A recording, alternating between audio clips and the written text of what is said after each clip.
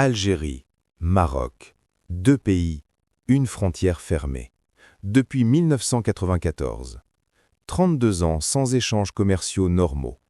32 ans de tensions, de provocations, de rivalités.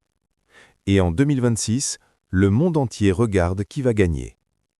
Assalamu alaikum. Dans cette vidéo, je vais te montrer quelque chose que les médias ne disent pas clairement. La rivalité Algérie-Maroc n'est plus juste une querelle de voisins.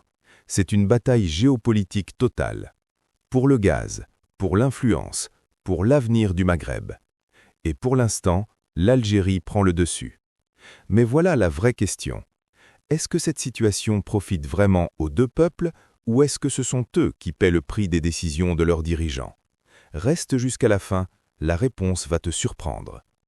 Pour comprendre aujourd'hui, il faut remonter à 1963, un an seulement après l'indépendance algérienne. Le Maroc attaque l'Algérie. C'est la guerre des sables. 850 soldats algériens tués. L'Algérie venait juste de se libérer du colonisateur et son voisin lui déclare la guerre. Cette blessure ne s'est jamais vraiment cicatrisée. Puis vient le Sahara occidental. 1975, le Maroc organise la Marche verte. Il annexe un territoire que l'Algérie considère comme la dernière colonie d'Afrique. L'Algérie soutient le Front Polisario, le mouvement indépendantiste sahraoui. Elle l'arme, elle l'héberge à Tindouf et elle en fait sa cause diplomatique principale. Les relations sont rompues en 1976, rouvertes en 1988, refermées en 1994 et rompues définitivement en août 2021, à l'initiative de l'Algérie. 32 ans de frontières fermées. Deux pays qui partagent 1559 km de frontières communes et qui ne se parlent plus officiellement. Voilà la situation aujourd'hui. Premier dossier brûlant, le gaz. En 2021, l'Algérie ferme le gazoduc Maghreb-Europe, celui qui traversait le Maroc vers l'Espagne. Le Maroc perd des centaines de millions de dollars de droits de transit chaque année. Et depuis la guerre contre l'Iran en 2026, l'Europe a encore plus besoin de gaz algérien. Elle se tourne vers Alger, pas vers Rabat. Le Maroc n'a rien à offrir sur ce dossier. Depuis la rupture des relations en 2021 et l'arrêt du flux du gazoduc Maghreb-Europe, qui transitait par le Maroc, Rabat est devenu dépendant du marché international pour importer du gaz naturel liquéfié. En coulisses, le Maroc cherche maintenant à se rapprocher de la Russie pour des livraisons de secours. Le pays qui a tout misé sur l'Occident et Israël frappe à la porte de Moscou. Deuxième dossier brûlant, les gazoducs rivaux. L'Algérie vient d'annoncer le lancement du gazoduc transsaharien, le TSGP, 13 milliards de dollars. Nigeria, Niger, Algérie, Europe, prévu pour 2027.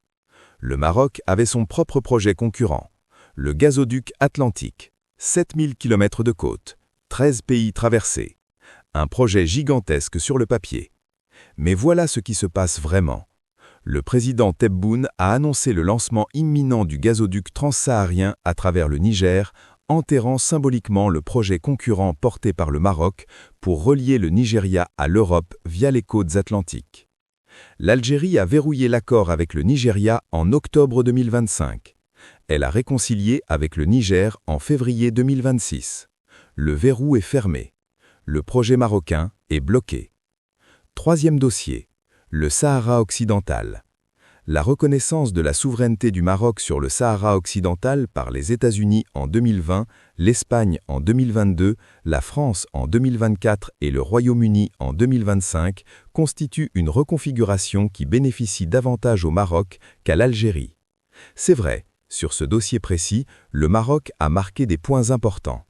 La résolution 2797 de l'ONU en octobre 2025 consacre le plan d'autonomie marocain comme base de règlement. C'est une victoire diplomatique pour Rabat. Mais est-ce que ça suffit face aux défaites économiques? Tu te demandes ce que ça change pour toi?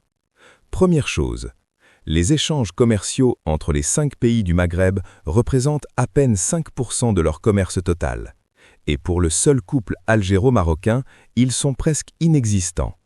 Selon la Banque mondiale, cela fait perdre entre 1 et 3 points de croissance annuelle à chaque économie. Traduit concrètement, L'Algérie perd chaque année des milliards à cause de cette frontière fermée. Des emplois qui n'existent pas, des entreprises qui ne se créent pas, des échanges qui ne se font pas. Et toi, tu paies ce prix dans ton quotidien.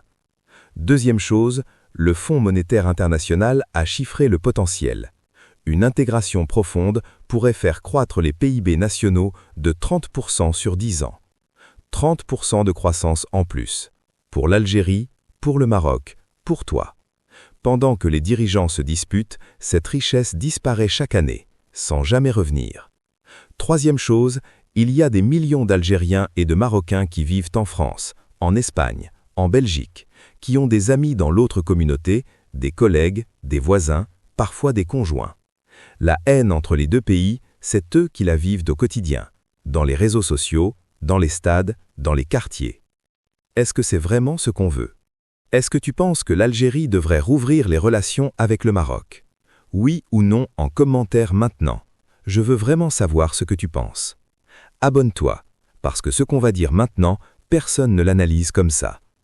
Voilà les angles que personne ne couvre vraiment. Premier angle, caché. Les États-Unis sont en train de forcer une réconciliation. Depuis l'été 2025, la diplomatie américaine avance avec méthode et constance. Massad Boulos, conseiller de Trump, a multiplié les visites à Alger et à Rabat, dessinant les contours d'un accord de réconciliation avant 2026. Pourquoi les États-Unis veulent cette réconciliation? Pas pour le bien des deux peuples, pour leurs propres intérêts. Ancrer le Maghreb dans une architecture de sécurité atlantique, freiner l'expansion russe au Sahel, contenir la pénétration chinoise en Afrique. En clair, les USA veulent que l'Algérie et le Maroc arrêtent de jouer chacun leurs cartes séparément et rentrent tous les deux dans leur camp. L'Algérie résiste à cette pression, parce qu'elle a déjà ses partenariats avec la Chine et la Russie. Deuxième angle caché.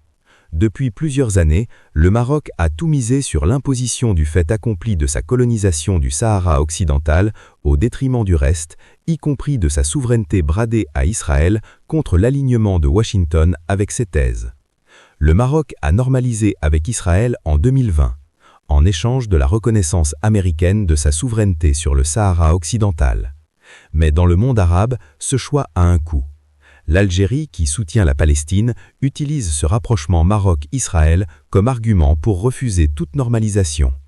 Et dans le contexte de la guerre contre l'Iran en 2026, avec la cause palestinienne au cœur des tensions régionales, ce choix marocain isole encore plus Rabat dans le monde arabe.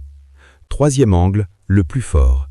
Le Maroc découvre avec amertume que ses investissements massifs dans la défense, au point de devenir le premier importateur d'armes en Afrique, ne pèsent pas lourd face à la réelle politique énergétique.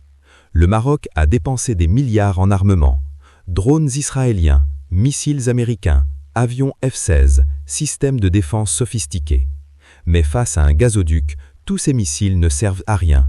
La vraie puissance en 2026, c'est l'énergie, pas les armes. Et sur ce terrain, l'Algérie gagne. Zoom out total maintenant. Cette rivalité dure depuis 60 ans. 60 ans de ressources gaspillées, 60 ans d'occasions manquées, 60 ans de haine entretenue par les politiques des deux côtés. Mais voilà ce que personne ne dit. Les peuples algériens et marocains ont plus en commun qu'ils ne pensent. Même culture berbère et arabe, même histoire coloniale, même religion, même cuisine, presque. Les Algériens de l'Ouest ont plus de liens avec les Marocains de l'Est que les Algériens de Constantine. La frontière physique existe, la frontière humaine, beaucoup moins. Et si demain cette frontière rouvrait, c'est une zone économique de 80 millions de personnes qui se créerait instantanément. La plus grande zone de libre-échange du Maghreb, potentiellement l'une des plus dynamiques d'Afrique. L'Algérie prend le dessus économiquement. Le Maroc paie le prix de ses choix diplomatiques. Mais les deux peuples perdent. Chaque année de frontières fermées, c'est des milliards qui disparaissent, des familles qui ne se retrouvent pas, des opportunités qui meurent.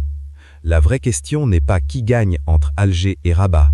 La vraie question, c'est quand est-ce que les deux peuples vont arrêter de payer la facture de cette guerre que personne ne veut vraiment. Dis-moi en un mot ce que tu penses de la relation Algérie-Maroc. Réconciliation? Jamais? Bientôt? Un seul mot en commentaire. Je lis tout. Partage cette vidéo maintenant. beaucoup d'Algériens et de Marocains ne connaissent pas vraiment les vrais enjeux de ce conflit. Un partage égale 10 personnes mieux informées. Abonne-toi et active la cloche. Je prépare une vidéo sur le gazoduc transsaharien, le projet qui peut changer toute la géopolitique africaine. Tu veux la voir? Portez-vous bien. Assalamu alaikum et à très vite.